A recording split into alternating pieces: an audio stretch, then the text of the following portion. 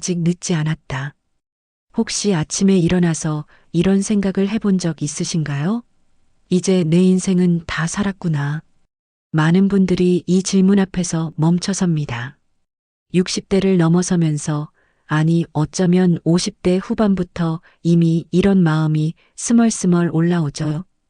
회사에서 퇴직하고 자식들이 독립하고 건강검진 결과지를 받아들 때마다 새로운 병명이 하나씩 추가되는 것 같은 기분. 그렇게 어느새 나는 이제 끝난 사람이라는 생각이 마음 한구석에 자리 잡습니다. 이건 결코 나약해서가 아니에요. 지극히 자연스러운 감정입니다. 한국 사회에서 60대를 넘긴다는 건 단순히 나이를 먹는 것 이상의 의미를 가지거든요. 우리는 평생 누군가의 부모로, 직장인으로, 가장으로 살아왔습니다. 아침 일찍 일어나 출근하고, 밤늦게까지 일하고, 주말엔 자식들 뒷바라지하고, 그게 우리의 정체성이었어요. 그런데 어느 날 갑자기 그 역할들이 사라지는 겁니다. 명함이 없어집니다. 아침에 갈 곳이 없어져요. 자식들은 이제 편히 쉬세요라고 말하지만 정작 나는 뭘 해야 할지 모르겠는 거죠. 한 통계 자료를 보면 한국 시니어의 약 63%가 은퇴 후 역할 상실감을 경험한다고 합니다. 이건 단순한 외로움이 아니에요. 존재 자체에 대한 의문입니다. 나는 이제 누구인가? 나는 왜 여기 있는가? 이런 근원적인 질문이 밀려오는 거죠. 건강 문제도 여기에 한몫합니다. 예전엔 아무렇지 않게 했던 일들이 이제는 버겁습니다. 계단 오르기가 힘들고 글씨가 잘 안 보이고 밤에 잠도 잘 안 오고 몸이 예전 같지 않다는 걸 실감할 때마다 아, 나는 정말 늙었구나라는 생각이 엄습해요. 더 힘든 건 사회적 고립입니다. 회사 동료들과의 연락도 뜸해지고 친구들도 하나둘 건강이 안 좋아지거나 세상을 떠나고 SNS를 보면 젊은 사람들의 활기찬 모습만 보이는 것 같고 나는 그 세계에서 점점 멀어지는 것 같은 느낌. 카페에 가도 공원에 가도 어딘가 나만 시대에 뒤처진 사람 같은 기분이 들죠. 이런 감정들이 모이면 결국 하나의 결론에 도달합니다. 나는 이제 늦었어. 새로운 걸 시작하기엔 너무 늦었어. 하지만 여러분, 지금부터 제가 드리고 싶은 이야기가 있습니다. 그건 사실이 아니라는 거예요. 아니, 정확히 말하면 그건 우리가 만들어낸 이야기라는 겁니다. 사회가, 문화가 우리 머릿속에 심어놓은 편견일 뿐이라는 거죠. 인생이 정말로 끝났다면 여러분은 지금 이 글을 읽고 계시지 않을 겁니다. 호흡하고 계시잖아요. 생각하고 계시잖아요. 그건 여러분의 인생이 아직 진행 중이라는 가장 확실한 증거예요. 지금부터 우리는 함께 여행을 떠날 겁니다. 철학자들의 지혜를 빌려서 늦었다는 생각이 얼마나 큰 착각인지, 그리고 지금 이 순간부터 어떻게 새롭게 시작할 수 있는지를 함께 탐험해 볼 거예요. 빅터 프랭클이라는 사람을 아시나요? 이 사람은 정말 특별한 사람입니다. 그는 나치 수용소에서 살아남은 생존자였어요. 아우슈비츠라는 이름만 들어도 소름 끼치는 그곳에서 말이죠. 그곳에서 그는 부모님을, 아내를, 모든 걸 잃었습니다. 매일 죽음이 코앞에 있었고 인간의 존엄성이란 게 완전히 짓밟히는 그런 곳이었어요. 그런데 놀라운 건 뭐냐면 프랭클은 그 지옥 같은 곳에서 인생의 가장 중요한 진리를 발견했다는 겁니다. 그는 이렇게 말했습니다.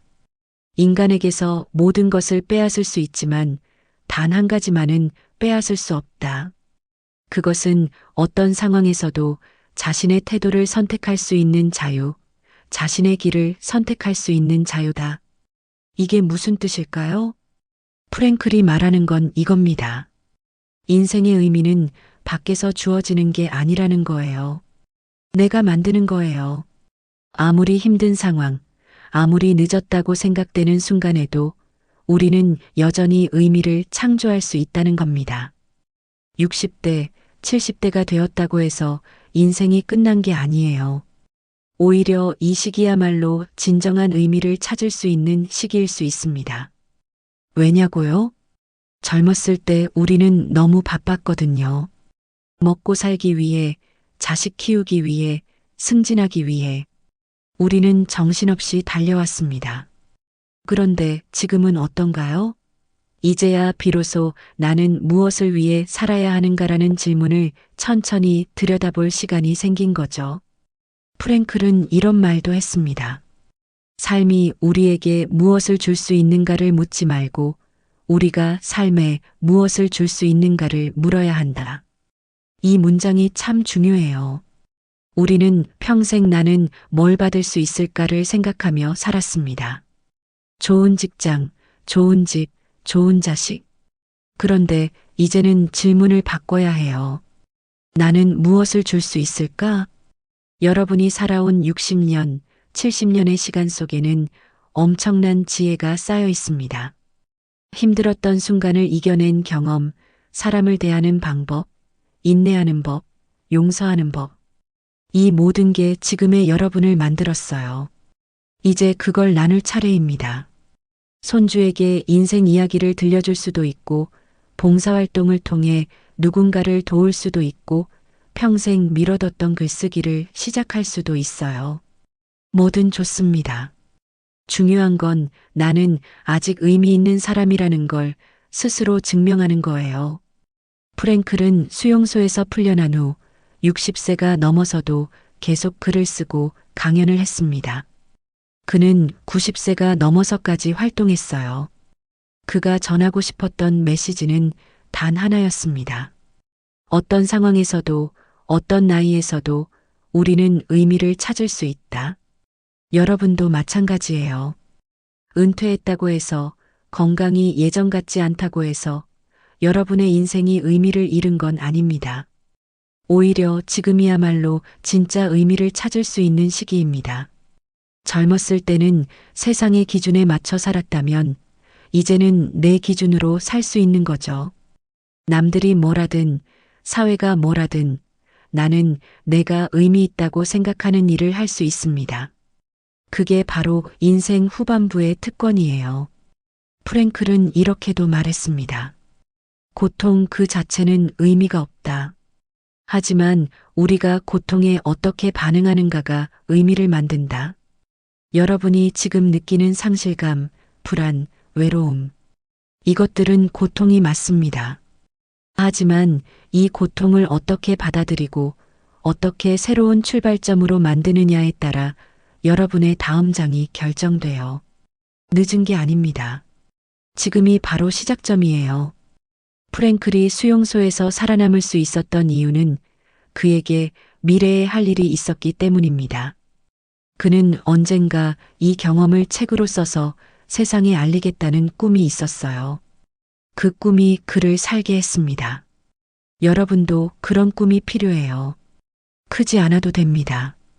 거창하지 않아도 돼요. 손주가 학교에서 상 받는 걸 보고 싶다. 내년 봄에 제주도에 가고 싶다. 예전에 못 배운 영어를 배워보고 싶다. 뭐든 좋아요. 그 작은 꿈이 여러분을 앞으로 나아가게 할 겁니다. 프랭클의 철학을 한 문장으로 요약하면 이렇습니다. 의미는 발견하는 게 아니라 창조하는 것이다. 여러분의 인생도 마찬가지예요. 누군가가 당신은 이제 쓸모없어라고 말한다 해도 그건 그 사람의 생각일 뿐입니다. 여러분은 여전히 의미를 만들어낼 수 있어요. 지금부터가 진짜 시작입니다. 키에르케고르라는 철학자가 있습니다. 이름이 좀 어렵죠? 덴마크 사람이에요. 이 사람은 19세기에 살았던 철학자인데 인생에 대해 정말 깊이 있는 통찰을 남긴 사람입니다. 키에르케고르가 한 말 중에 이런 게 있어요. 불안은 자유의 현기증이다. 처음 들으면 무슨 말인지 잘 모르시겠죠? 차근차근 설명해 드릴게요. 우리가 불안을 느낀다는 건 사실 좋은 신호예요. 불안은 우리가 새로운 선택 앞에 서 있다는 증거거든요. 만약 여러분이 지금 아무것도 느끼지 않는다면 그건 이미 포기했다는 뜻일 수 있어요. 하지만 불안하다는 건 아직 가능성이 있다는 뜻입니다. 60대, 70대가 되면 불안이 많아집니다. 건강에 대한 불안, 경제적 불안, 외로움에 대한 불안. 그런데 키에르케고르는 이렇게 말해요.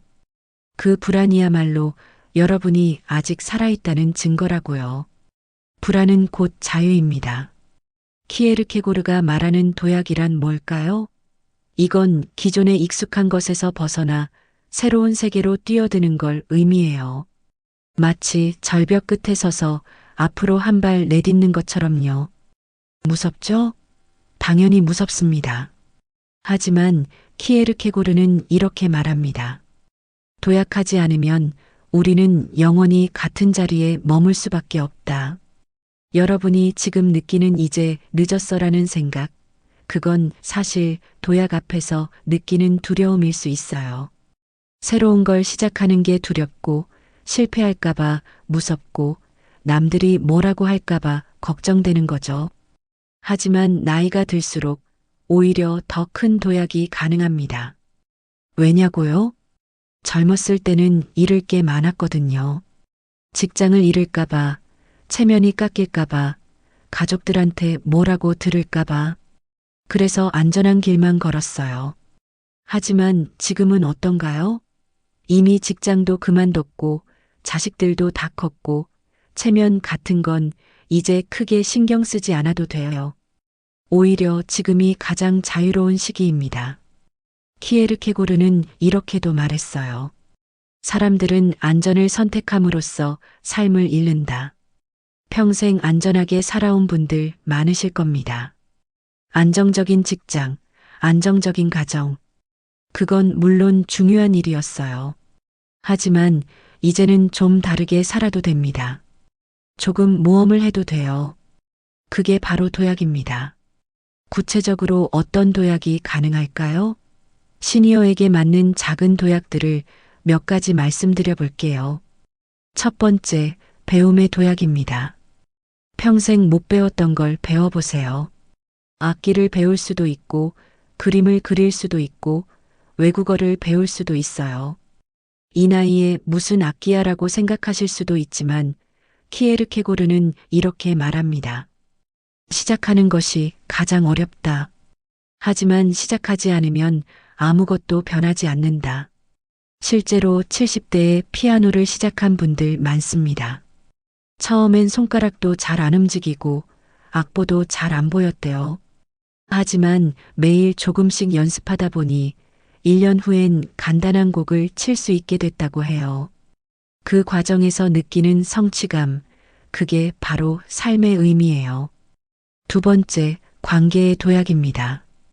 이건 좀 어려울 수 있어요. 오랫동안 소원했던 친구에게 먼저 연락해 보는 거예요. 자식과의 관계를 다시 열어보는 것도 좋아요. 내가 먼저 연락하면 뭐라고 할까라는 두려움이 있겠지만 키에르케고르는 말합니다. 후회는 하지 않은 것에 대해 남는다. 한 어르신이 이런 말씀을 하셨어요. 30년 만에 옛 친구에게 전화를 걸었는데 그 친구도 사실 먼저 연락하고 싶었다고 하더래요. 서로 눈치만 보다가 30년을 허비한 거죠. 이제 두 분은 매주 만나서 커피를 마신답니다. 세 번째, 몸의 도약입니다.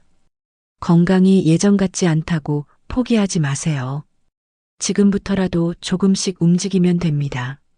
하루 10분 산책, 간단한 스트레칭, 가벼운 체조.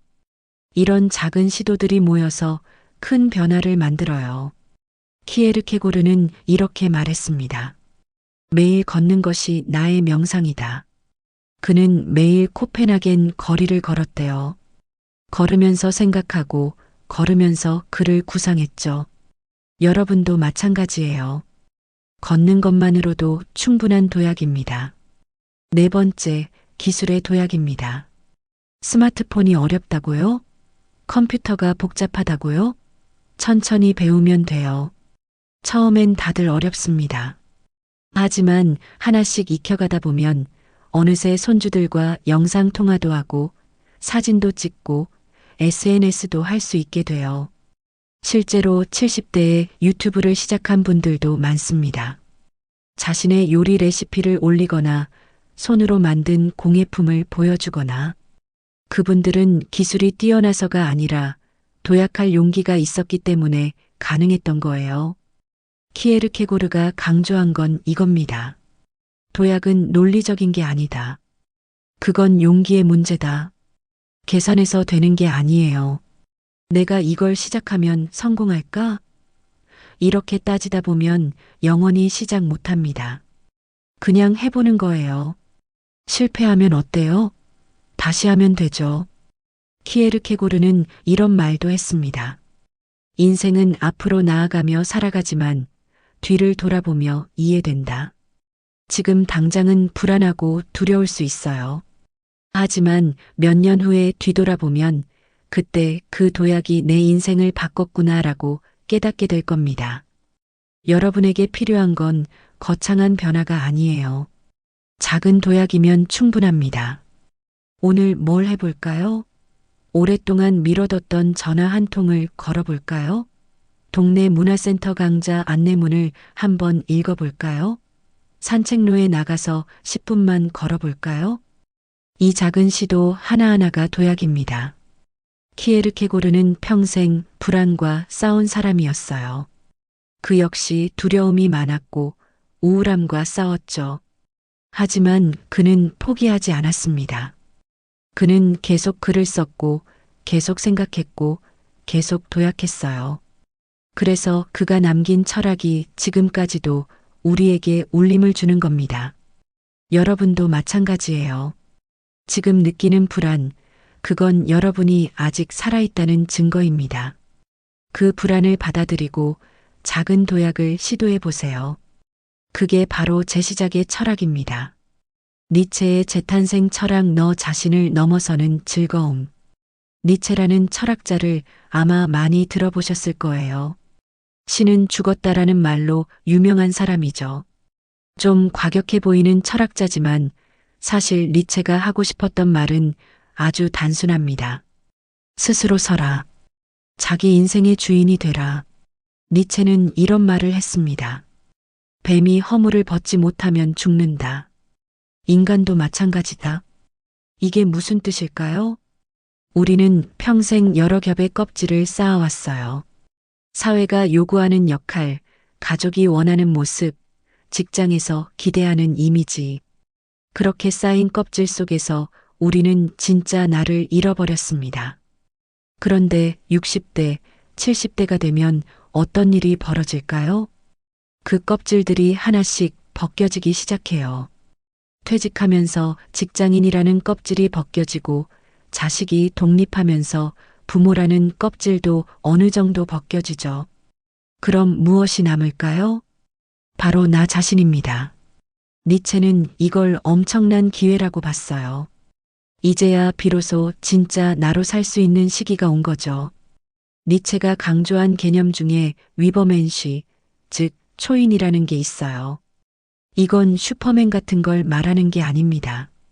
그게 아니라 끊임없이 자기 자신을 넘어서는 사람을 의미해요. 나는 어제의 나보다 나아질 수 있을까? 이 질문을 계속 던지는 사람, 그게 바로 초인입니다. 나이가 들었다고 해서 성장이 멈추는 건 아니에요. 오히려 나이가 들수록 더 깊은 성장이 가능합니다. 젊었을 때는 외적인 성장만 했다면 이제는 내적인 성장을 할 수 있는 거죠. 니체는 인생을 3단계로 나눴어요. 첫 번째는 낙타의 단계입니다. 이 시기엔 짐을 지고 가야 해요. 가족을 책임지고 돈을 벌고 의무를 다하는 시기죠. 대부분의 사람들은 2단계에서 평생을 보냅니다. 두 번째는 사자의 단계입니다. 이 시기엔 기존의 규칙에 도전해요. 왜 이렇게 살아야 하지? 내가 정말 원하는 건 뭐지? 이런 질문을 던지는 시기예요. 세 번째는 어린아이의 단계입니다. 이게 가장 높은 단계예요. 어린아이처럼 순수하게, 자유롭게, 새롭게 시작하는 거죠. 여러분은 지금 어느 단계에 계신가요? 대부분 평생 낙타로 살아오셨을 거예요. 짐을 지고 책임을 다하고 의무를 수행하면서요. 그런데 이제는 다른 단계로 넘어갈 때입니다. 이제는 사자가 되어 기존의 틀에 의문을 던져보세요. 내가 진짜 원하는 삶은 뭘까? 남은 인생을 어떻게 살고 싶을까? 그리고 마침내 어린아이가 되는 거예요. 순수하게, 새롭게, 호기심 가득한 눈으로 세상을 바라보는 겁니다.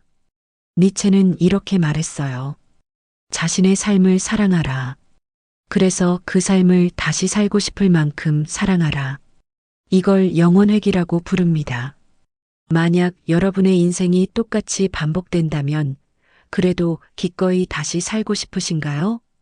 솔직히 많은 분들이 아니라고 대답하실 거예요.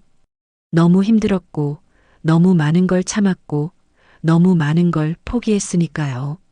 하지만 니체는 이렇게 말합니다. 그렇다면 지금부터라도 사랑할 수 있는 삶을 만들어라.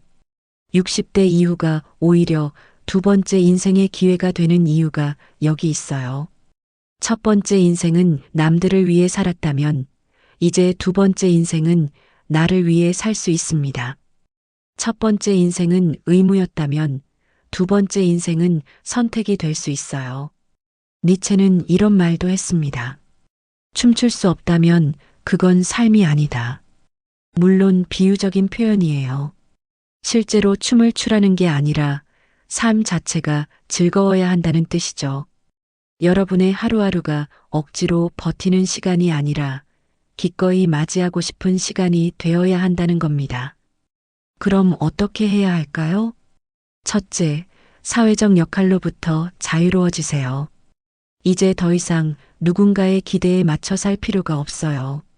이 나이엔 이렇게 행동해야지, 어른은 이래야지 같은 틀에서 벗어나는 겁니다. 한 어르신이 이런 얘기를 해주셨어요. 70세에 처음으로 파란색 머리를 염색했대요. 손주들은 깜짝 놀랐지만 너무 좋아했다고 해요. 그 어르신은 말했습니다.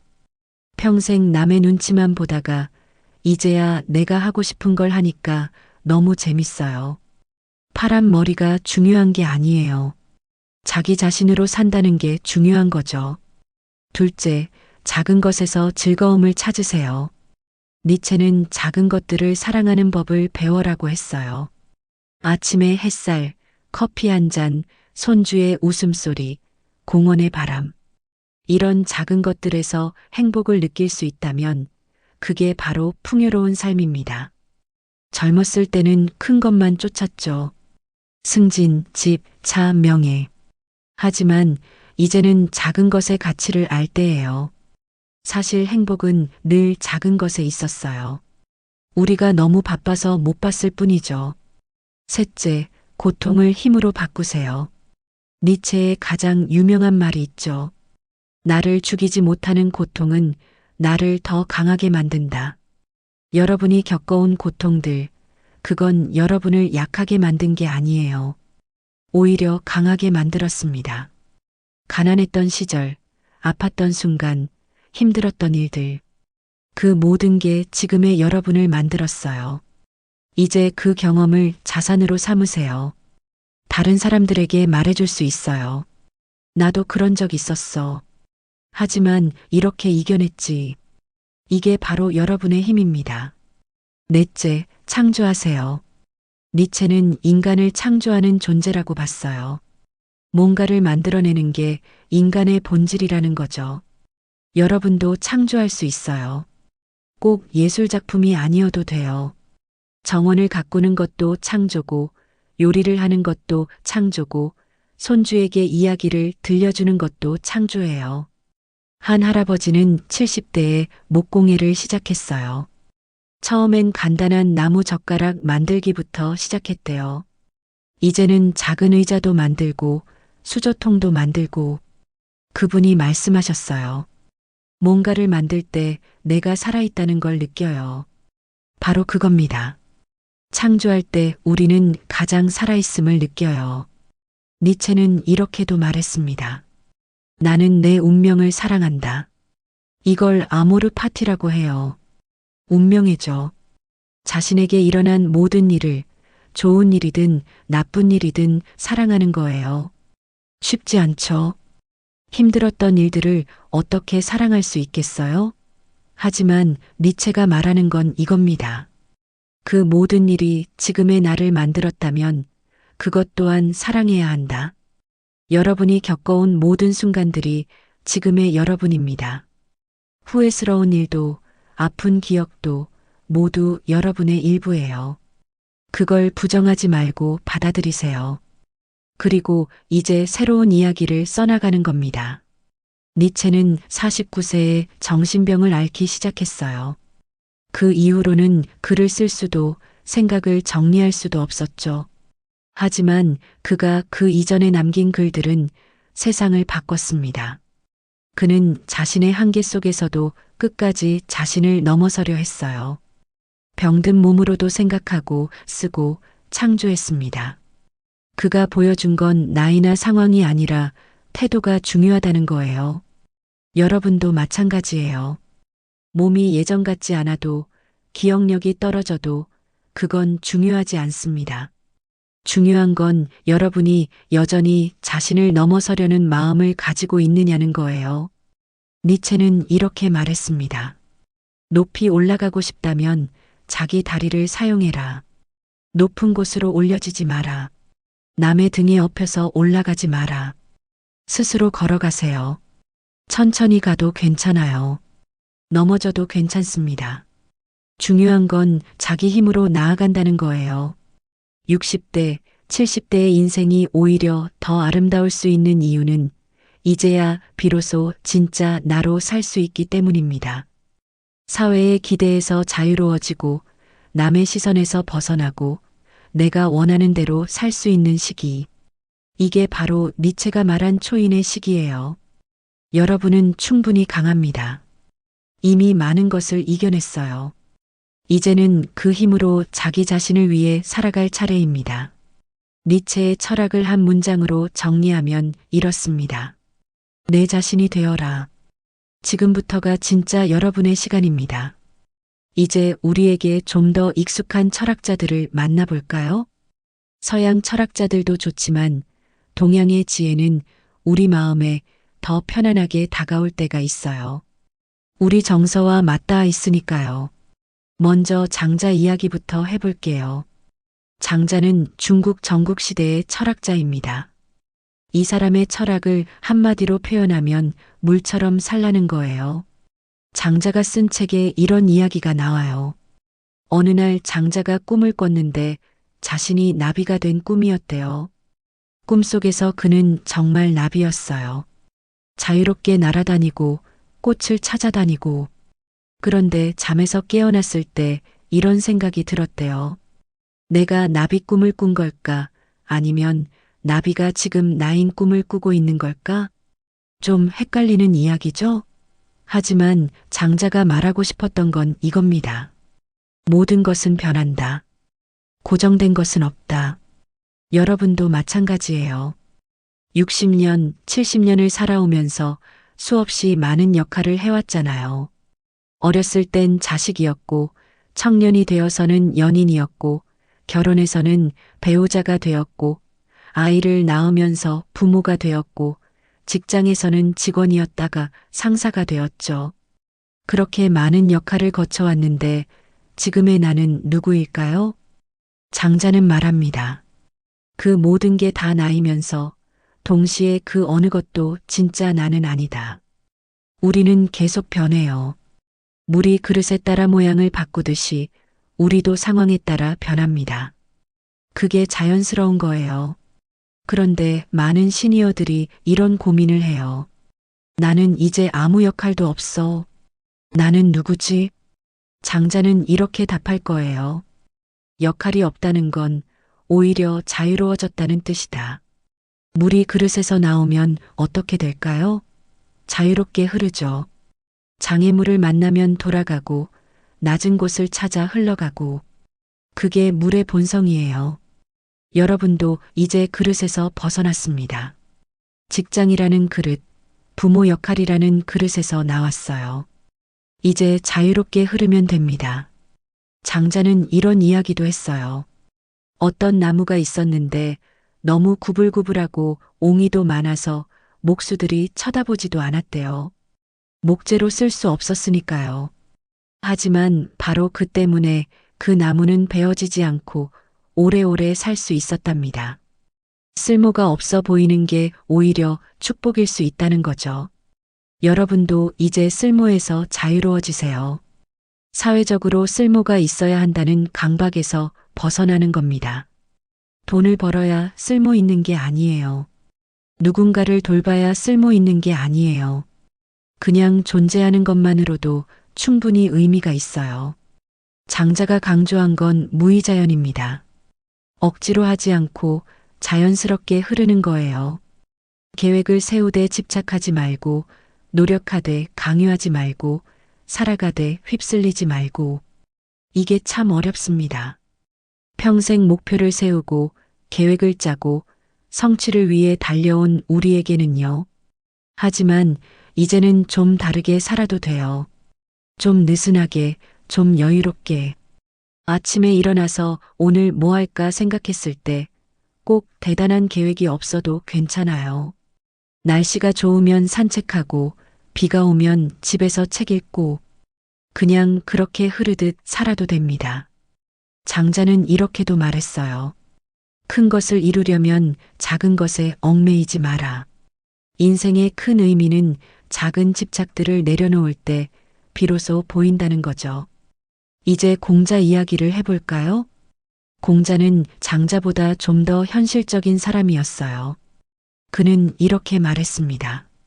나는 15에 학문의 뜻을 두었고, 30에 섰고, 40에 미혹되지 않았고, 50에 천명을 알았고, 60에 귀가 순해졌고, 70에는 하고 싶은 대로 해도 법도에 어긋나지 않았다. 이게 공자가 말한 인생의 단계예요. 여기서 중요한 부분이 60에 귀가 순해졌다는 부분입니다. 이게 무슨 뜻일까요? 젊었을 때는 남의 말을 잘 안 들어요. 고집도 세고 내 방식이 최고라고 생각하죠. 하지만 나이가 들면서 다른 사람의 이야기를 진심으로 들을 수 있게 되는 거예요. 그리고 70에는 하고 싶은 대로 해도 법도에 어긋나지 않았다는 말. 이건 정말 대단한 경지예요. 자유롭게 살되 그게 남에게 해를 끼치지 않는 삶. 내가 원하는 대로 살되 그게 자연스럽게 옳은 방향인 삶. 이게 바로 공자가 말하는 최고의 경지입니다. 여러분은 지금 그 경지에 가까이 가고 있어요. 60대, 70대가 되면 자연스럽게 알게 되는 것들이 있어요. 무엇이 정말 중요한지, 무엇은 신경 쓸 필요가 없는지. 젊었을 때는 모든 게 다 중요해 보였지만 이제는 아니죠. 공자의 또 다른 유명한 말이 있죠. 배우고 때때로 익히면 기쁘지 아니한가. 이 말을 다들 학생들에게 하는 말로 알고 있는데 사실은 모든 나이에 해당하는 말이에요. 배움의 나이가 없어요. 공자 자신도 평생 배웠습니다. 70이 넘어서도 계속 공부했어요. 그는 이렇게 말했습니다. 아침에 도를 들으면 저녁에 죽어도 좋다. 그만큼 배움이 소중하다는 거죠. 여러분도 아직 배울 게 많아요. 아니, 이제부터가 진짜 배움의 시간일 수 있습니다. 젊었을 때는 시험을 위해, 돈을 벌기 위해, 누군가에게 인정받기 위해 배웠다면 이제는 순수하게 알고 싶어서 배울 수 있어요. 이게 진짜 배움입니다. 역사를 공부해도 좋고, 시를 읽어도 좋고, 악기를 배워도 좋아요. 시험 볼 것도 아니고, 누구에게 보여줄 것도 아닌, 오직 나를 위한 배움. 공자는 이렇게도 말했습니다. 옛것을 익히고 새것을 안다면 남의 스승이 될 수 있다. 여러분은 이미 많은 옛것을 알고 계세요. 인생의 지혜, 세상 사는 법, 사람 대하는 법. 이제 여기에 새것을 더하는 겁니다. 새로운 기술을 배우고 새로운 취미를 익히고 새로운 사람들을 만나고 그렇게 옛것과 새것이 만나면 여러분은 정말 멋진 사람이 돼요. 손주들에게 옛날 이야기도 들려주고 동시에 스마트폰도 함께 보고 유튜브도 같이 보고 이게 바로 공자가 말한 옹고지신입니다. 공자의 제자 중에 아내라는 사람이 있었어요. 가난했지만 늘 즐거워했대요. 공자가 그를 가장 아꼈던 이유는 아내가 배움 자체를 즐거워했기 때문이에요. 여러분도 그렇게 되세요. 배우는 게 즐거운 사람, 새로운 걸 알게 되었을 때 기뻐하는 사람. 그게 바로 나이 들수록 더 빛나는 사람이에요. 장자와 공자, 이 두 사람은 성격이 많이 달랐어요. 장자는 자유분방하고 공자는 질서정연했죠. 하지만 둘 다 한 가지는 같았어요. 인생은 계속된다. 나이가 들어도 끝나지 않는다. 장자는 물처럼 흐르라고 했고 공자는 계속 배우라고 했어요. 결국 같은 말입니다. 멈추지 말라는 거예요. 한 할머니가 이런 말씀을 하셨어요. 75세에 서예를 시작했는데 처음엔 붓도 제대로 못 잡았대요. 하지만 매일 한 글자씩 쓰다 보니 이제는 손주들 이름도 써주고 집안 액자도 직접 만든답니다. 그분이 말씀하셨어요. 공자님 말씀이 맞더라고요. 배우고 익히니까 정말 기쁩니다. 바로 그겁니다. 동양의 지혜는 우리에게 말합니다. 나이 들면 끝이 아니라 또 다른 시작이라고요. 물은 멈추지 않고 흐르고 배움은 언제나 가능하다고요. 장자처럼 자유롭게 흐르고 공자처럼 꾸준히 배우세요. 그게 바로 동양식 인생 재시작입니다. 철학 이야기를 많이 했으니 이제 실제 사례를 들어볼까요? 말은 그렇지만 정말 가능할까? 이런 의문이 드실 거예요. 그래서 준비했습니다. 60대 이후에 새롭게 시작해서 놀라운 삶을 살고 있는 분들의 이야기를요. 먼저 모지스 할머니 이야기부터 해볼게요. 안나 메리 로버트슨 모지스, 통칭 그랜마 모지스라고 불리는 이 할머니는 76세에 그림을 시작했어요. 76세요. 대부분의 사람들이 이제 뭘 해도 늦었어라고 생각하는 나이에 말이죠. 그 전까지 그녀는 평범한 농가주부였어요. 그림과는 전혀 상관없는 삶을 살았죠. 그런데 관절염이 생기면서 바느질을 할 수 없게 되자 시간을 보낼 방법을 찾다가 그림을 그리기 시작한 겁니다. 처음엔 그냥 취미였어요. 동네 약국에 그림 몇 점을 걸어놨는데 우연히 지나가던 미술 수집가의 눈에 띄었고 그게 계기가 되어 80세에 뉴욕에서 첫 개인전을 열었습니다. 그리고 101세로 세상을 떠날 때까지 1600점이 넘는 작품을 남겼어요. 이 할머니가 한 말이 있어요. 인생은 우리가 스스로 만드는 것이다. 과거에도 그랬고 앞으로도 그럴 것이다. 76세에 시작해도 25년이나 활동할 수 있었어요. 만약 그때 너무 늦었어라고 포기했다면 어땠을까요? 세상은 그 아름다운 그림들을 볼 수 없었을 겁니다. 한국에도 비슷한 사례가 많아요. 김영석 교수님을 아시나요? 이분은 지금 103세세요. 100세가 넘어서도 여전히 글을 쓰고 강연을 하고 계십니다. 90대에도 새로운 책을 출판하셨어요. 이분이 한 말씀이 있어요. 나이가 들수록 더 겸손해지고 더 배우고 싶어진다. 100세가 넘어서도 배우고 싶다는 마음을 가지고 계신 거예요. 또 다른 예를 들어볼게요. 일본의 마사코 와카미야 할머니는 60세에 컴퓨터를 처음 배웠어요. 그리고 81세에는 아이폰 앱을 직접 개발했습니다. 81세에 앱 개발이라니 믿기시나요? 그분은 이렇게 말했어요. 시니어들을 위한 게임이 없더라고요. 그래서 내가 만들기로 했어요. 그렇게 만든 게임이 전 세계적으로 화제가 되었고 애플 CEO 팀 쿡이 직접 그녀를 초대하기도 했답니다. 이런 이야기를 들으면 그 사람들은 특별해서 그렇지라고 생각하실 수도 있어요. 하지만 천천히 들어보세요. 이분들도 처음엔 평범한 사람들이었어요. 한국의 한 할아버지는 65세에 유튜브를 시작했어요. 박막래 할머니를 아시나요? 이분은 손자가 도와주긴 했지만 70대에 유튜브 스타가 되었어요. 처음엔 그냥 손자와 함께 재미로 찍은 영상이었는데 그 진솔한 모습이 사람들의 마음을 사로잡았죠. 이제는 구독자가 수십만 명이 넘고 방송에도 출연하고 책도 내셨어요. 박막래 할머니가 한 말씀이 인상적이에요. 나이가 뭐가 중요해? 재밌으면 하는 거지. 바로 그겁니다. 나이는 숫자일 뿐이에요. 서울의 한 복지관에서 만난 한 어르신은 68세에 영어 공부를 시작했어요.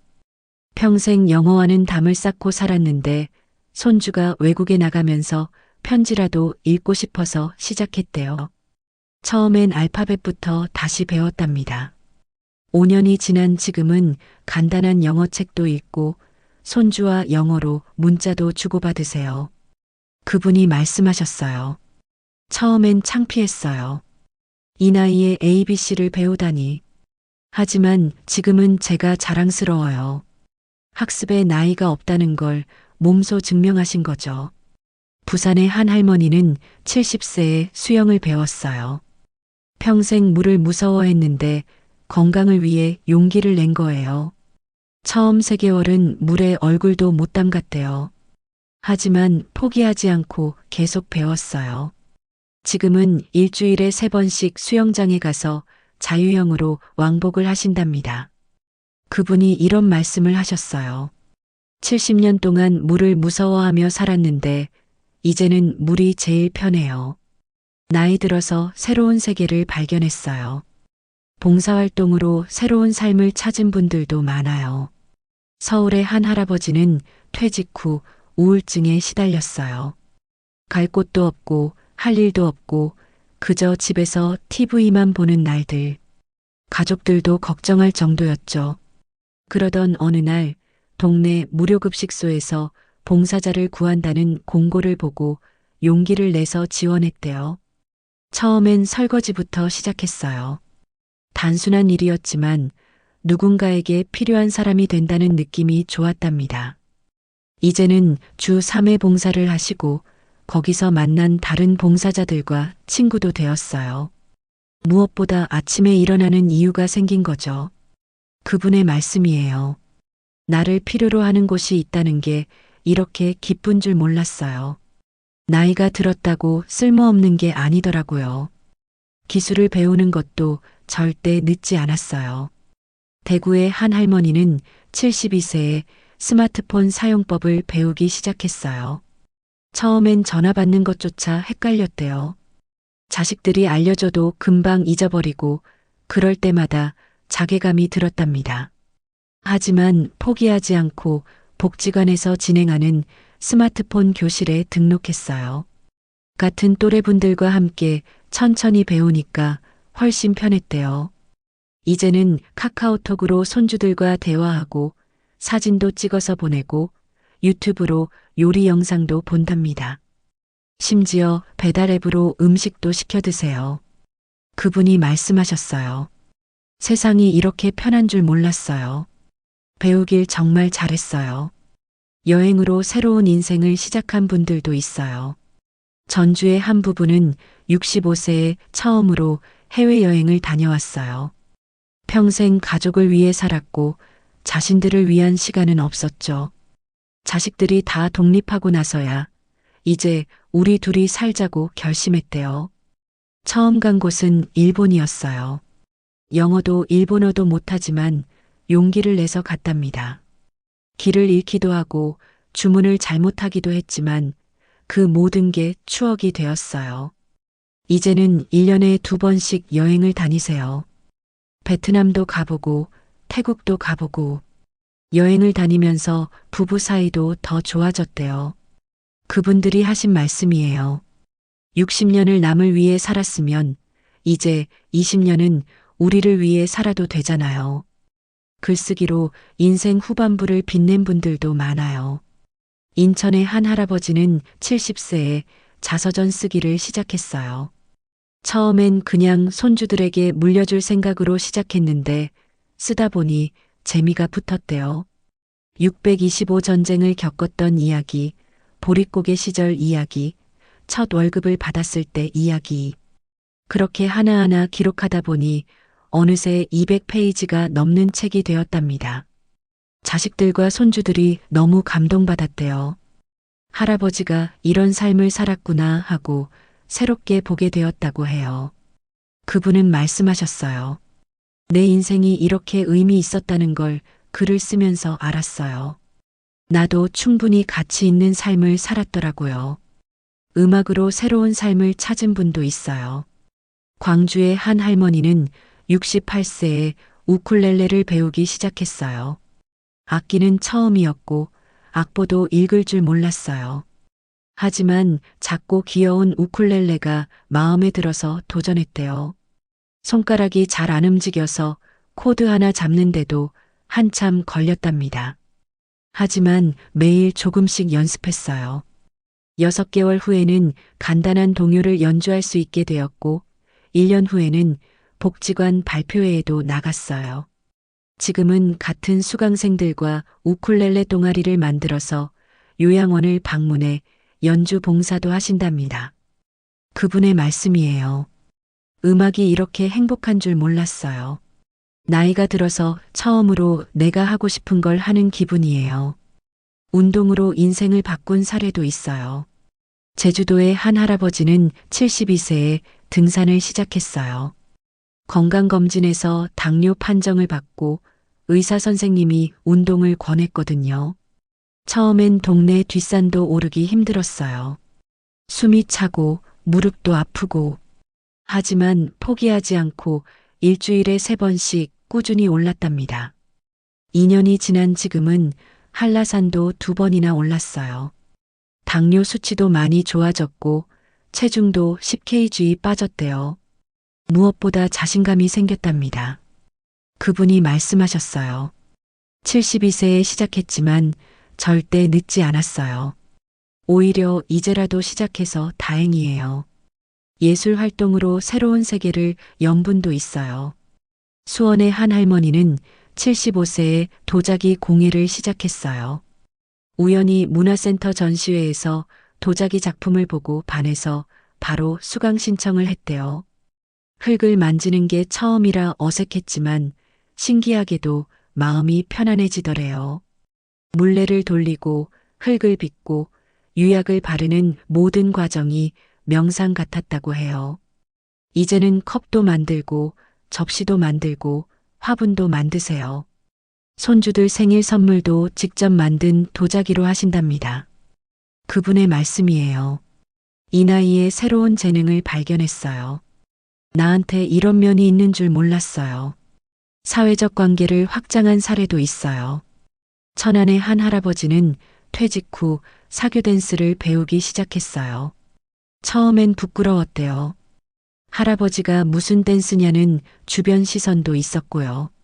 하지만 용기를 내서 댄스 교습소에 등록했어요.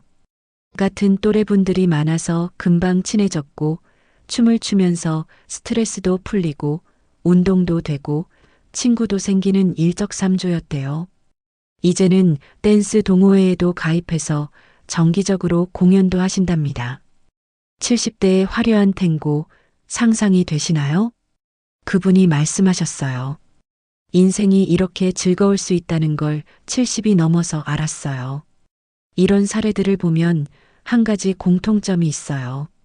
다들 처음엔 나이가 너무 많아서 너무 늦어서라고 걱정했어요. 하지만 그럼에도 불구하고 시작했고 그 결과 놀라운 변화를 경험했다는 거예요.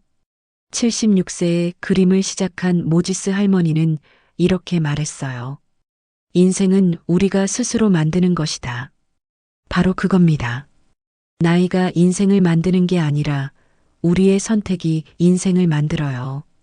60대에 시작하면 80대까지 20년이에요. 70대에 시작하면 90대까지 20년이고요. 20년이면 엄청난 시간입니다. 그 시간 동안 얼마나 많은 걸 배우고 경험하고 즐길 수 있을까요? 중요한 건 시작하는 겁니다. 완벽하게 준비하려고 하지 마세요. 그냥 시작하세요. 작게 시작해도 돼요. 거창한 목표가 아니어도 괜찮아요. 오늘 10분 산책하기, 오늘 알파벳 한 줄 써보기, 오늘 유튜브 영상 하나 보기. 이런 작은 시작들이 모여서 큰 변화가 됩니다. 늦었다고 생각하는 순간이 가장 빠른 때예요. 지금 시작하세요. 1년 후에 여러분은 지금 시작한 자신에게 고마워할 겁니다. 인생 후반부가 오히려 더 아름다워지는 이유. 여기까지 읽으시면서 이런 생각이 드실 수도 있어요. 그래도 젊었을 때가 더 좋지 않았을까? 솔직히 말씀드릴게요. 젊음에는 젊음의 좋은 점이 있습니다. 체력도 좋고 시간도 많고 가능성도 무한해 보이죠. 하지만 인생 후반부에만 있는 아름다움이 있어요. 젊었을 때는 절대 가질 수 없는 것들이 있다는 거예요. 첫 번째는 지혜입니다. 책에서 읽은 지혜가 아니라 살면서 체득한 진짜 지혜요. 60년, 70년을 살아오면서 여러분은 수많은 경험을 했어요.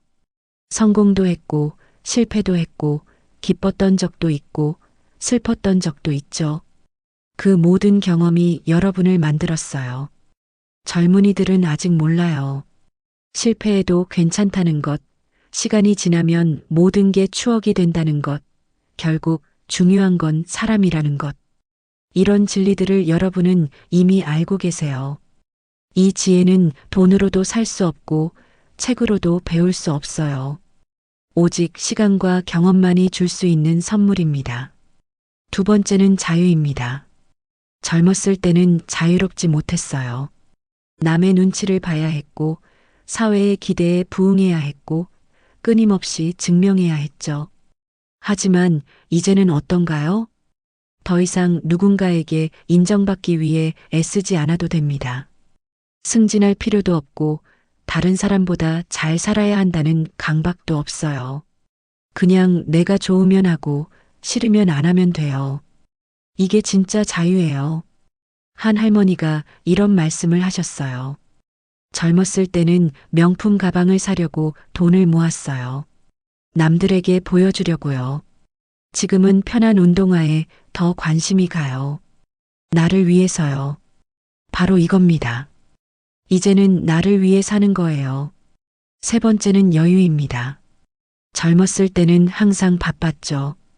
빨리빨리, 더 많이, 더 높이, 쉴 틈 없이 달려왔어요. 하지만 이제는 천천히 가도 됩니다. 아침 햇살을 보면서 커피를 마실 수 있고, 공원을 천천히 산책할 수 있고, 책을 읽다가 잠들어도 괜찮아요. 이 여유로움이 주는 행복을 젊은이들은 몰라요.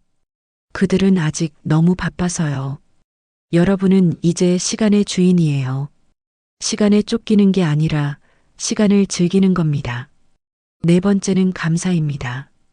젊었을 때는 모든 게 당연했어요. 건강한 것도, 일할 수 있는 것도, 가족이 있는 것도. 그래서 불평이 많았죠.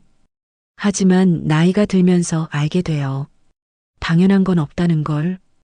오늘 아침에 눈을 뜬 것도, 밥을 먹을 수 있는 것도, 사랑하는 사람들이 곁에 있는 것도 모두 감사한 일이라는 걸요. 이 감사의 마음이 생기면 인생이 완전히 달라져요. 같은 하루를 살아도 행복의 밀도가 다른 거죠. 다섯 번째는 관계의 깊이입니다. 젊었을 때는 아는 사람이 많았죠. 직장 동료, 동창, 지인. 하지만 대부분 피상적인 관계였어요. 이제는 사람이 적어도 괜찮아요. 대신 진짜 친구들이 남았거든요. 오랜 시간 함께한 사람들, 진심을 나눌 수 있는 사람들. 수백 명의 아는 사람보다 진심을 나눌 수 있는 친구 몇 명이 훨씬 소중해요. 여섯 번째는 우선순위가 명확해진다는 겁니다. 젊었을 때는 모든 게 다 중요해 보였어요. 돈도, 명예도, 집도, 차도. 그래서 이것저것 다 하려고 했죠. 하지만 이제는 알아요. 정말 중요한 게 뭔지. 건강, 가족, 평온한 마음. 이 몇 가지면 충분하다는 걸요. 인생의 본질을 보는 눈이 생긴 거예요. 이건 나이가 주는 선물입니다. 일곱 번째는 수용하는 힘입니다. 젊었을 때는 모든 걸 바꾸려고 했어요. 안 되는 일도 되게 만들려고 했고, 안 맞는 사람도 맞추려고 했죠. 하지만 이제는 알아요. 바꿀 수 있는 것과 바꿀 수 없는 것의 차이를요. 그리고 바꿀 수 없는 건 받아들이는 게 낫다는 것도요. 이 수용의 지혜가 생기면 마음이 훨씬 편해져요. 싸우지 않고 저항하지 않고 그저 흐르는 대로 살 수 있게 되죠. 여덟 번째는 단순함의 아름다움입니다. 젊었을 때는 복잡하게 살았어요. 이것도 하고 저것도 하고 여기도 가고 저기도 가고. 하지만 이제는 단순하게 살 수 있어요. 정말 좋아하는 것만 하고 정말 만나고 싶은 사람만 만나고 정말 가고 싶은 곳만 가면 돼요. 이 단순함이 주는 평화로움을 아시나요? 복잡하게 살 때는 몰랐던 행복이에요. 아홉 번째는 시간의 소중함을 아는 것입니다. 젊었을 때는 시간이 무한한 줄 알았어요. 나중에 해도 돼, 내년에 하면 되지, 이렇게 생각했죠. 하지만 이제는 알아요. 시간이 유한하다는 걸. 그래서 오히려 더 적극적으로 살 수 있어요. 미루지 않고 하고 싶은 걸 지금 하는 거죠. 언젠가라는 말이 사라지고 오늘이라는 말이 생기는 거예요. 열 번째는 자기 자신에 대한 이해입니다. 젊었을 때는 나를 잘 몰랐어요. 내가 진짜 원하는 게 뭔지, 내가 어떤 사람인지. 하지만 60년, 70년을 살다 보면 나를 알게 돼요. 내가 무엇을 좋아하고 무엇을 싫어하는지, 어떨 때 행복하고 어떨 때 불편한지. 이 자기 이해가 생기면 인생이 훨씬 편해져요. 남의 기준이 아니라 내 기준으로 살 수 있으니까요. 철학자 칼 융은 이렇게 말했어요. 인생의 오후는 아침과는 다른 의미를 가져야 한다. 젊었을 때는 쌓아 올리는 시기였다면 이제는 깊이를 더하는 시기예요. 더 많이 가지는 게 아니라 더 깊이 느끼는 거죠. 더 넓게 사는 게 아니라 더 진하게 사는 겁니다. 인생 후반부의 아름다움은 조용해요. 화려하지 않고 요란하지 않아요. 마치 가을 하늘처럼 깊고 고요한 아름다움이에요. 봄의 화사함도 좋고 여름의 생동감도 좋지만 가을의 깊이는 또 다른 차원의 아름다움이잖아요. 여러분은 지금 인생의 가을을 살고 계세요. 낙엽이 지고 바람이 선선하고 햇살이 부드러운 계절. 이 계절만의 아름다움이 있어요. 젊음을 그리워할 필요 없어요. 봄을 그리워하는 가을 나무는 없잖아요. 각 계절은 그 자체로 완전합니다. 여러분의 지금도 완전해요. 부족한 게 아니에요. 그저 다를 뿐이죠. 인생 후반부가 아름다운 이유를 한 문장으로 정리하면 이렇습니다. 이제야 비로소 진짜 나로 살 수 있기 때문이다. 평생 역할을 했다면 이제는 나 자신이 될 수 있어요. 그보다 아름다운 게 어디 있을까요? 이론도 좋고 사례도 좋은데 그래서 나는 구체적으로 뭘 해야 하지? 라는 질문이 남았을 거예요. 지금부터 아주 구체적으로 실천 가능한 제안들을 드릴게요. 거창하지 않아요. 오늘부터 바로 시작할 수 있는 것들이에요. 첫 번째, 매일 10분 루틴을 만드세요. 10분이면 충분해요. 하루에 딱 10분만 자신을 위한 시간을 가지는 겁니다. 아침에 일어나서 10분 동안 창밖을 바라보며 커피를 마셔도 좋고, 저녁에 10분 동안 일기를 써도 좋고, 자기 전에 10분 동안 스트레칭을 해도 좋아요. 중요한 건 매일 한다는 거예요. 10분은 누구에게나 있어요. 시간이 없어라는 핑계는 통하지 않아요. 한 할아버지는 매일 아침 10분 동안 베란다에서 식물에 물을 주신대요. 그 시간이 하루 중 가장 평화로운 시간이라고 해요. 식물이 자라는 걸 보면서 자신도 함께 자라는 기분이 든대요. 또 한 할머니는 매일 저녁 10분 동안 손주 사진을 보시면서 웃는 연습을 하신답니다. 처음엔 좀 이상했는데 이제는 그 시간이 없으면 하루가 허전하대요. 10분이 모이면 일주일에 70분, 한 달에 5시간, 1년에 60시간이 돼요. 60시간이면 새로운 취미 하나를 시작하기에 충분한 시간이에요. 두 번째, 새로운 취미를 하나만 찾아보세요. 하나면 돼요. 욕심내지 마세요. 이것저것 다 하려고 하면 결국 아무것도 못해요. 어떻게 찾느냐고요? 간단해요. 젊었을 때 하고 싶었지만 못했던 것, 요즘 자꾸 눈에 밟히는 것, 다른 사람이 하는 걸 보면서 부러웠던 것. 그걸 선택하세요. 그림 그리기, 악기 연주, 글쓰기, 노래, 춤, 요리, 정원 가꾸기, 사진 찍기, 뜨개질, 서예, 바둑, 장기. 뭐든 좋아요. 시작하는 방법도 어렵지 않아요. 동네 문화센터나 복지관에 가면 대부분 저렴한 수강료로 다양한 강좌를 운영해요. 유튜브에도 무료 강의가 엄청 많고요. 중요한 건 잘하려고 하지 말라는 거예요. 프로가 되려는 게 아니잖아요. 즐기면 되는 거예요. 한 할아버지는 이런 말씀을 하셨어요. 하모니카를 배우는데 아직도 삑삑거려요. 하지만 그게 뭐 어때요? 내가 즐거우면 됐죠. 바로 그겁니다. 완벽하지 않아도 돼요. 과정 자체를 즐기는 거예요. 세 번째, 기술을 천천히 배우세요. 스마트폰, 컴퓨터, 인터넷. 어렵게 생각하지 마세요. 한 번에 다 배우려고 하지 말고 하나씩 천천히 배우면 돼요. 먼저 카카오톡부터 시작하세요. 메시지 보내기, 사진 보내기만 할 수 있어도 손주들과 소통이 훨씬 쉬워져요. 그 다음은 유튜브요. 보고 싶은 영상 찾기, 구독하기. 이것만 할 수 있어도 세상이 넓어져요. 요리 영상, 운동 영상, 음악 영상. 뭐든 다 있어요. 그리고 검색하는 법을 배우세요. 궁금한 게 있을 때 스스로 찾아볼 수 있다는 건 정말 큰 힘이에요. 한 할머니는 이런 말씀을 하셨어요. 손주한테 할머니, 이거 어떻게 해? 라고 물어봤더니 네이버에 검색해봐라고 하더라고요. 그래서 검색하는 법을 배웠는데 이제는 뭐든 내가 찾아봐요. 되게 뿌듯해요. 기술을 배우는 것 자체도 뇌 운동이 돼요. 새로운 걸 배우면 뇌가 활성화되거든요. 치매 예방에도 좋다고 해요. 복지관이나 도서관에서 무료로 스마트폰 교실을 운영하는 곳이 많아요. 같은 또래분들과 함께 배우면 훨씬 편하고 서로 도와가며 배울 수 있어요.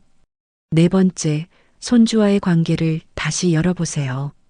손주가 있으신 분들께 드리는 제안이에요. 손주들이 커가면서 점점 멀어지는 것 같아서 서운하신가요?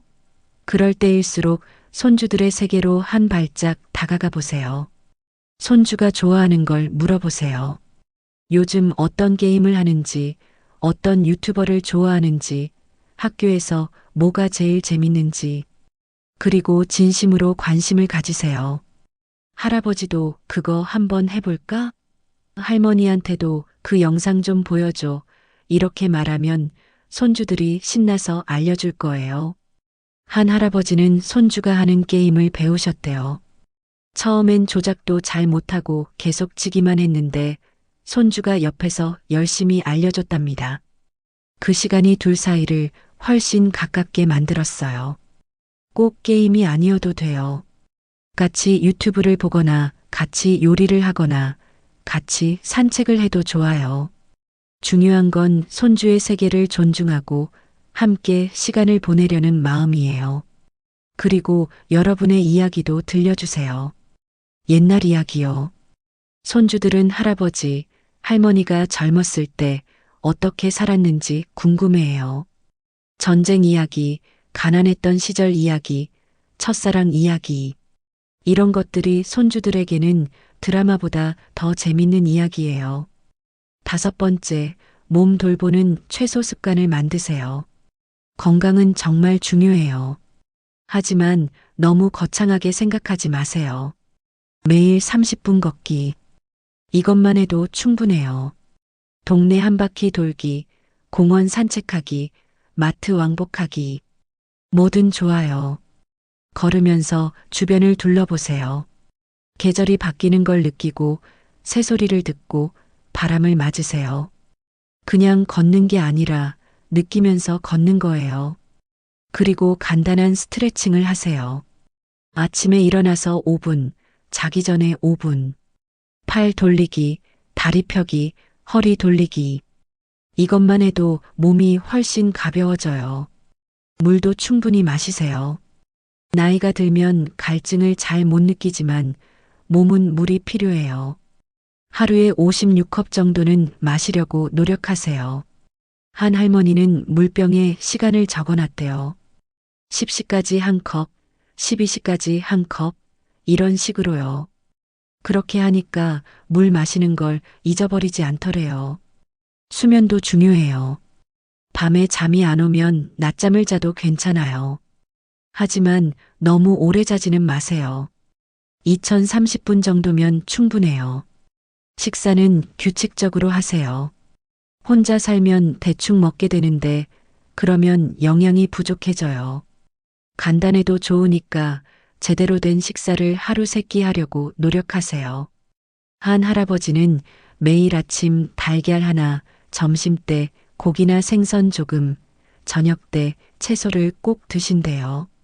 메뉴는 단순해도 영양소는 골고루 섭취하는 거죠. 6번째, 작은 사회 활동을 시작하세요. 집에만 있지 마세요. 밖으로 나가세요. 복지관에 가서 프로그램에 참여해도 좋고, 동호회에 가입해도 좋고, 봉사활동을 해도 좋아요. 일주일에 한두 번만이라도 정기적으로 만나는 사람들이 있으면 삶이 훨씬 풍요로워져요. 한 할아버지는 매주 수요일 도서관에서 하는 독서 모임에 나가신답니다. 책도 읽고 사람들과 이야기도 나누고 그 시간이 일주일 중 가장 기다려지는 시간이래요. 종교 활동도 좋아요. 교회, 절, 성당. 어디든 좋아요. 신앙도 있고 사람들과 교류도 할 수 있으니까요. 동네 경로당도 좋은 선택이에요. 매일 나가서 사람들과 이야기하고 운동도 하고 식사도 같이 하고 외로움을 덜 수 있어요. 중요한 건 집 밖으로 나가는 이유를 만드는 거예요. 오늘은 뭐 하지? 가 아니라 오늘은 어디 가야지라고 생각할 수 있는 일정을 만드세요. 7번째, 하루 한 가지 감사 찾기를 하세요. 매일 잠자리에 들기 전에 오늘 하루 감사했던 일 한 가지를 떠올려 보세요. 거창한 게 아니어도 돼요. 오늘 날씨가 좋았다. 밥이 맛있었다. 손주가 전화했다. 몸이 아프지 않았다. 이런 작은 것들이에요. 노트에 적어도 좋고 그냥 마음속으로 생각해도 좋아요. 한 할머니는 매일 일기장에 감사한 일 3가지씩 적으신대요. 1년이 지나서 다시 읽어보니 정말 감사한 일들이 많았더래요. 내가 이렇게 축복받은 삶을 살고 있었구나 하고 깨달았다고 해요. 감사는 습관이에요. 의식적으로 감사할 거리를 찾다 보면 점점 더 많은 걸 발견하게 돼요. 그리고 삶이 행복해져요. 8번째, 정리하는 시간을 가지세요. 물건 정리도 좋고 마음 정리도 좋아요. 집안을 돌아보세요. 안 쓰는 물건들이 많을 거예요. 조금씩 정리하세요. 하루에 하나씩만 버려도 1년이면 365개예요. 물건을 정리하면 마음도 정리돼요. 공간이 깨끗해지면 기분도 상쾌해지고요. 그리고 관계도 정리하세요. 이건 끊으라는 게 아니라 우선순위를 정하라는 거예요. 정말 중요한 사람들에게 시간과 에너지를 쓰세요. 과거의 앙금도 정리할 때가 됐어요. 오래 품고 있던 서운함, 미움, 후회. 이제 내려놓으세요. 그걸 붙들고 있는 게 여러분을 괴롭게 할 뿐이에요. 용서는 상대방을 위한 게 아니에요. 나를 위한 거예요. 내 마음을 자유롭게 하는 거죠. 9번째, 작은 목표를 세우세요. 1년 후에 이루고 싶은 작은 목표 하나를 정하세요. 책 12권 읽기, 손주 생일 케이크 직접 만들기, 제주도 여행 가기, 스마트폰으로 사진 100장 찍기. 이런 구체적인 목표요. 그리고 그 목표를 이루기 위해 매달 뭘 해야 하는지, 매주 뭘 해야 하는지 계획을 세우세요. 한 할아버지는 1년 동안 손주들 각각에게 손편지를 12통씩 쓰는 게 목표였대요. 매달 한 통씩이요. 그렇게 1년을 보내고 나니 편지 쓰는 게 습관이 되었고 손주들과의 관계도 훨씬 깊어졌답니다. 목표가 있으면 살아가는 이유가 생겨요. 오늘 뭐 하지? 가 아니라 오늘은 목표를 위해 뭘 하지? 로 바뀌는 거죠. 10번째, 스스로에게 친절하세요. 가장 중요한 제안이에요. 완벽하려고 하지 마세요. 매일 10분 루틴을 지키지 못하는 날도 있을 거예요. 새로운 취미가 생각만큼 재미없을 수도 있어요. 괜찮아요. 실패해도 괜찮고, 느리게 가도 괜찮고, 가끔 쉬어도 괜찮아요. 자신에게 화내지 마세요. 평생 열심히 살아온 당신이에요. 이제는 조금 느슨하게 살아도 돼요. 나는 왜 이것밖에 못해? 이런 생각이 들 때 이렇게 말해주세요. 그래도 시도했잖아. 잘했어. 한 할머니가 이런 말씀을 하셨어요. 평생 남한테 친절하게 살았는데 정작 나한테는 제일 야박했더라고요. 이제는 나한테 제일 친절한 사람이 되기로 했어요. 바로 그겁니다. 자신에게 가장 친절한 사람이 되세요. 이 10가지 제안 중에서 한두 가지만 실천해도 괜찮아요. 다 하려고 하지 마세요. 하나를 제대로 하는 게 10개를 대충 하는 것보다 나아요. 오늘부터 시작하세요. 아주 작게, 아주 천천히. 중요한 건 방향입니다. 앞으로 나아가고 있다는 것. 그것만으로도 충분해요. 당신의 삶은 아직도 진행 중입니다. 여기까지 긴 이야기를 함께 해주셔서 고맙습니다. 처음에 우리가 던졌던 질문을 기억하시나요? 나 아직 늦지 않았나? 이제 답을 찾으셨나요? 늦지 않았어요. 절대로 늦지 않았습니다. 우리는 빅터 프랭클에게서 배웠어요. 의미는 언제든 새로 만들어질 수 있다는 것을요. 키에르케고르는 가르쳐줬죠. 불안은 새로운 시작 앞에 선 증거라는 것을요. 니체는 말했습니다. 나이가 들수록 오히려 더 자유로워질 수 있다고요. 장자는 물처럼 흐르라고 했고 공자는 배움에 나이가 없다고 했어요. 그리고 무엇보다 실제로 60대, 70대, 80대의 새로운 삶을 시작한 수많은 분들의 이야기를 들었습니다. 이 모든 이야기가 하나의 진리로 모입니다. 인생은 끝나지 않았다. 지금도 진행 중이다. 여러분이 숨쉬고 있는 한, 생각하고 있는 한, 느끼고 있는 한, 여러분의 인생은 계속되고 있어요. 어쩌면 지금이 진짜 시작일 수도 있어요. 평생 남을 위해 살았다면, 이제는 나를 위해 살 수 있는 시작점. 평생 역할 속에 갇혀 있었다면, 이제는 진짜 나로 살 수 있는 시작점. 60대, 70대의 인생이 끝이 아니라 전환점이에요. 새로운 장이 시작되는 거죠. 첫 번째 인생에서는 씨앗을 뿌리고 일을 하고 가족을 돌봤다면 두 번째 인생에서는 열매를 맛보고 지혜를 나누고 진짜 자신을 만나는 시간이에요. 어떤 분은 이렇게 말씀하실 수도 있어요. 그래도 몸은 예전 같지 않아요. 맞아요. 몸은 예전 같지 않아요. 하지만 마음은 오히려 더 깊어졌잖아요. 체력은 줄었지만 지혜는 늘었잖아요. 속도는 느려졌지만 여유는 생겼잖아요. 젊었을 때와 다른 게 문제가 아니에요. 그저 다를 뿐이에요. 장미는 장미대로 아름답고 국화는 국화대로 아름다워요. 장미가 국화를 부러워할 필요가 없듯이 지금의 여러분이 젊은 시절을 그리워할 필요도 없어요. 지금의 여러분은 지금대로 완전해요. 혹시 이런 생각이 드시나요? 혼자서는 뭘 어떻게 시작해야 할지 모르겠어요. 괜찮아요. 혼자가 아니에요. 주변을 둘러보세요. 같은 고민을 하는 사람들이 있어요. 복지관에도, 문화센터에도, 공원에도, 교회에도 손을 내밀면 함께할 사람들이 있어요. 그리고 무엇보다 여러분에게는 이미 많은 것이 있어요. 60년, 70년을 살아온 경험, 힘들었던 시기를 이겨낸 힘, 사랑하고 사랑받았던 기억들. 이 모든 게 여러분의 자산이에요. 이제 그 자산을 활용할 때예요. 작게 시작하세요. 오늘 10분 산책하기, 오늘 손주에게 전화하기, 오늘 감사한 일 하나 떠올리기. 이런 작은 것부터요. 작은 시작이 큰 변화를 만들어요. 눈덩이처럼 굴러가면서 점점 커지는 거예요. 1년 후를 상상해 보세요. 새로운 취미를 가진 자신, 건강해진 몸, 좋아진 관계들, 배운 것들, 경험한 것들.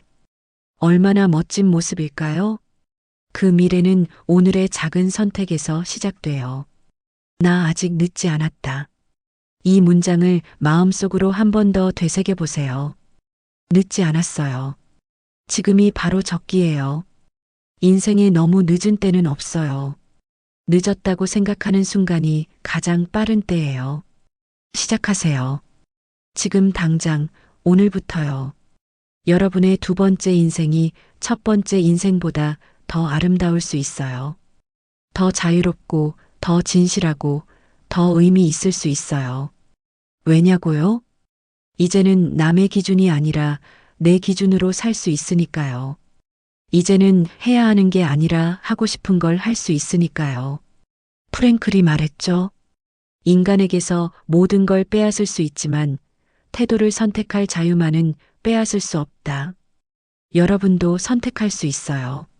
늦었어라고 포기할 것인가, 지금부터라도라고 시작할 것인가. 어떤 선택을 하시겠어요? 이 글을 읽고 계신다는 것 자체가 이미 답을 알고 계시다는 뜻이에요. 변화하고 싶다는 마음, 새롭게 시작하고 싶다는 마음. 그 마음이 여러분을 여기까지 이끌었어요. 그 마음을 믿으세요. 그리고 따라가 보세요. 여러분의 인생은 아직 끝나지 않았어요. 아직도 쓰여지고 있는 중이에요.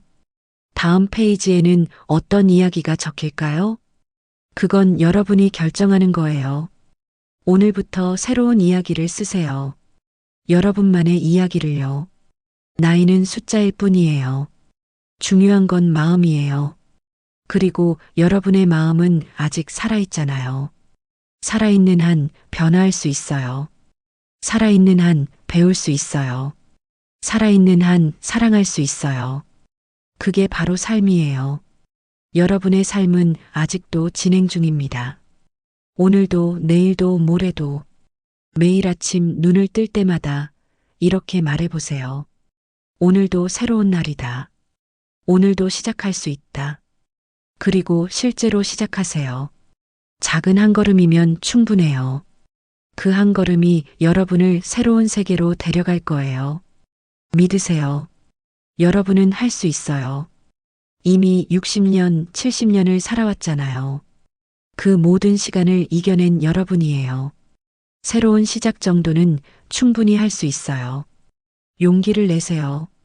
그리고 기억하세요. 나 아직 늦지 않았다. 여러분의 새로운 시작을 응원합니다.